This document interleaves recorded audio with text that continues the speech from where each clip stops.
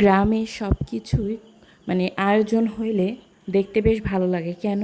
কারণ যাদের বাড়ি আয়োজন বা যে বিষয় নিয়ে আয়োজন, শুধু তারা ইনভলভ থাকে না, আশেপাশের অনেক লোকজনই ইনভলভ থাকে।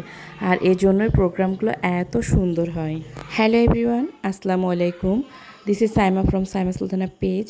তো আমার শ্বশুরবাড়িতে একটা ইফতার মাহফিলের আয়োজন ছিল, যেটা আমার হাজব্যান্ড নিজেই করেছে। তো সেটার একটু শর্টকাট ভিডিও আপনাদের সাথে শেয়ার করব, কারণ বাড়ির বউ হিসাবে মানে বড় বউ হিসাবে অনেক দায়িত্ব থেকে যায়, যার জন্য ওইভাবে ফোন নিয়ে নিয়ে ভিডিও করা হয়ে ওঠে না। তো যতটুকু পেরেছি আপনাদের সাথে একটু শেয়ার করার জন্য ভিডিও করে রেখেছি। তো আমাদের ফল কাটা, তারপরে হচ্ছে ট্যাঙ্ক, এগুলো সবই আছরের আজানের পর শুরু হয়েছে, আর রান্নাটা দুপুরের পর পরই শুরু করে দেওয়া হয়েছিল। বেশ কিছু মানুষের আয়োজন ছিল, যার জন্য সব আয়োজন বেশ বেশি বেশি করে করা হয়েছিল।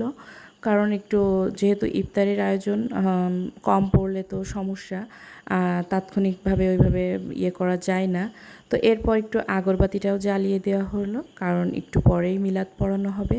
আর এদিকে সব আয়োজনই মোটামুটি শেষ, এখন শুধু সার্ভ করার পালা। তো ট্যাঙ্কগুলা ভালোভাবে গুলিয়ে জগে জগে রাখা হলো।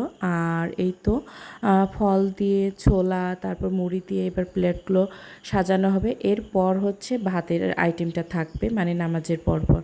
তো আমি যতটুকু পেরেছি আপনাদের সাথে মানে শেয়ার করলাম। তো কেমন হলো একটু কমেন্ট করে জানাবেন। আর গ্রামে গিয়েছেন ঈদে, আর এমন ইফতার মাহফিলের আয়োজন ছিল কার কার বাসায়, অবশ্যই কিন্তু কমেন্ট করে জানাবেন। ভিডিওটি ভালো লাগলে লাইক দিবেন।